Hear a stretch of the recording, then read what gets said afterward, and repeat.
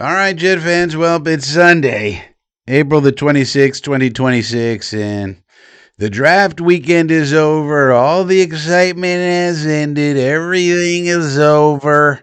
So, what the hell do we do now? Well, at this point in time, we probably need to go into analysis mode to figure out all right, well, the draft is over. The rosters are where they're at. They're not finalized by any means, but we know, a lot more about what these rosters across the NFL are going to be.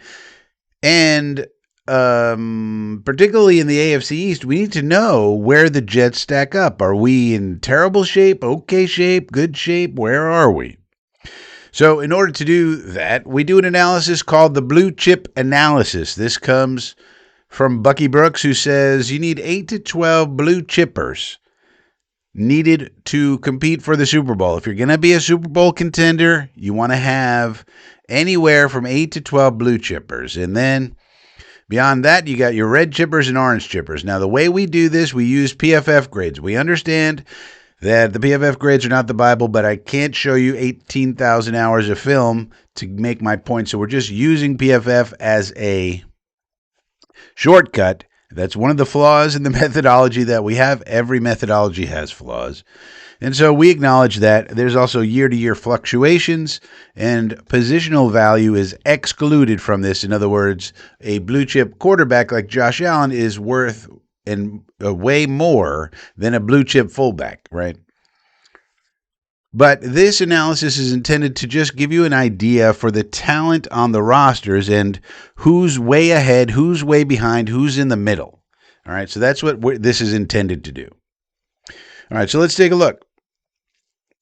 Well, if we take a look here, this is before the draft. So before the draft, you can see that the Patriots had the most orange chippers and better. And if I didn't mention it before, a blue chipper, the definition of that is an 80 or higher grade on PFF. A red chipper is between 70 and 80. An orange chipper, which should be average and above, it's 60 to 70. Anything below 60 is below average.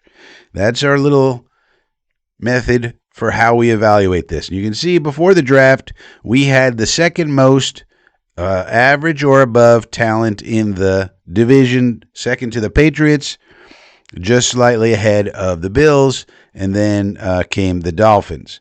Now, the Bills have the most blue chip talent, however, and that includes Josh Allen, like I said, so that is why they are the kings of the division, really.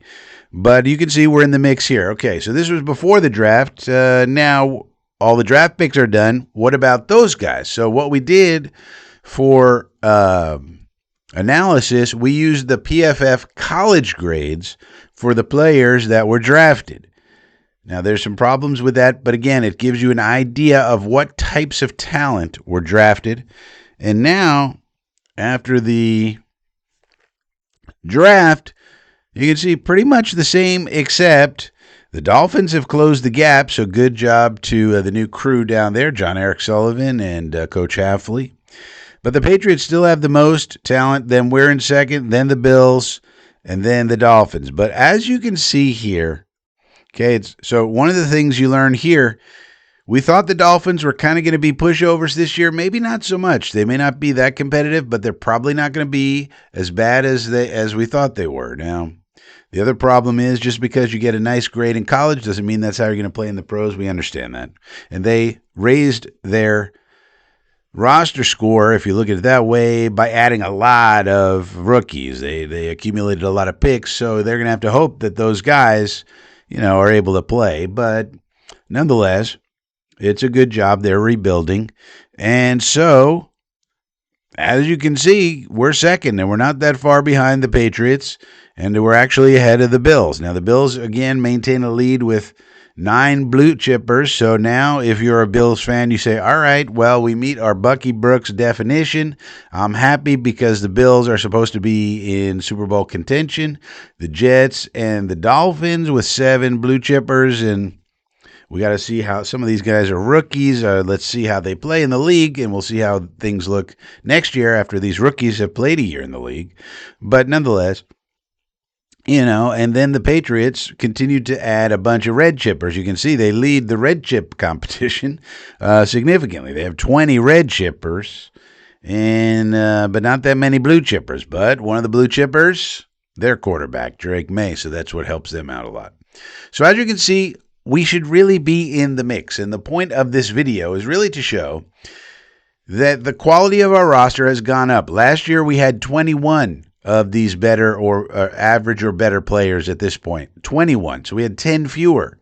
That's why the roster was crappy. And then on top of that, we traded Quinnen and Sauce. So that's why we had the result that we did. But this year, especially if Geno's going to be good, as I anticipate he will be, remember who tells you these things when the season comes, we should be able to be competitive. That's the idea. We're not going to go to the Super Bowl, but I do not believe that we're going to be terrible. I do not. Why do I believe that? Because the roster is a lot better. Geno should give us competent quarterback play. We had a top 10 running game without a quarterback last year. Why does that matter? Threat balance. And so if Geno's just competent, let's say the 16th best QB in the league, that should really help us score a lot more points. And then we've infused the defense with talent, got rid of the bad coaches also, imported some good ones like Carl Dunbar and Coach Bowling and all that. So it's another way to show we should be a little more optimistic than people are probably being right now, I think, in my opinion. But anyway, let me know what you think about all this in the comment section down below. If you'd like to get extra stuff, join the Inner Circle. Hit the little join button down there. And it's just $2 a month. You get all the extra stuff. Otherwise, just give a like to the video. And think about subscribing to the Frankie newsletter. Frankie from Flatbush.substack.com. It's a Substack. Tons of content over there, mostly written. And that's totally free. Comes to your inbox. Easy peasy. Frankie from Flatbush.substack.com.